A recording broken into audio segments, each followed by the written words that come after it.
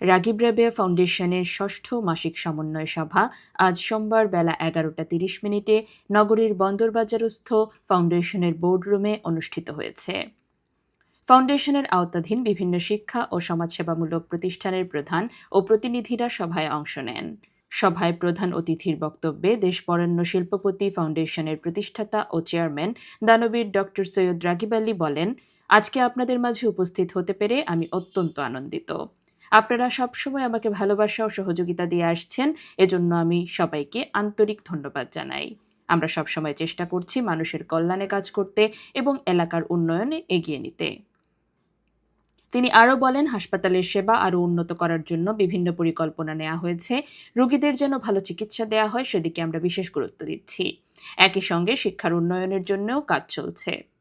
দীর্ঘদিনের পরিকল্পনার অংশ হিসেবে টেকনিক্যাল কলেজ চালুর উদ্যোগ নেওয়া হয়েছে এবং খুব শিগগিরই এটি চালু করার চেষ্টা করা হচ্ছে।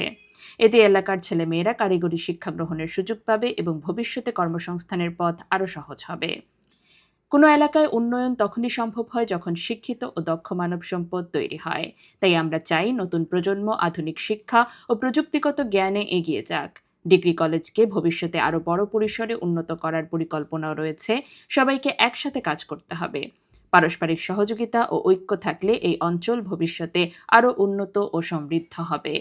বক্তব্যের শেষে তিনি উপস্থিত সকলের প্রতি কৃতজ্ঞতা প্রকাশ করেন এবং সবার দোয়া ও সহযোগিতা কামনা করেন। সভাটি পরিচালনা ও সভাপতিত্ব করেন রাগিব রাবেয়া ফাউন্ডেশনের সিইও বনম আলী ভৌমিক। তিনি বলেন, রাগিব আলী সাহেব আমাদের অনুপ্রেরণা। একটি শিক্ষা প্রতিষ্ঠান গড়ে তুলতে কত পরিশ্রম করতে হয় তা আমরা তার কাছ থেকে শিখেছি। তিনি নিজে বিভিন্ন দপ্তর ঘুরে বিশ্ববিদ্যালয়ের সিলেবাস ও অনুমোদন এনে দিয়েছেন, যা সত্যিই অসাধারণ।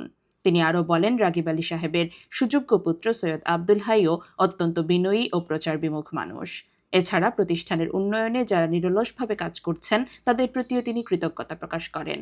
বক্তব্যের শেষে তিনি শিক্ষা ও উন্নয়নের ধারাবাহিকতা বজায় রাখতে সকলের সহযোগিতা কামনা করেন।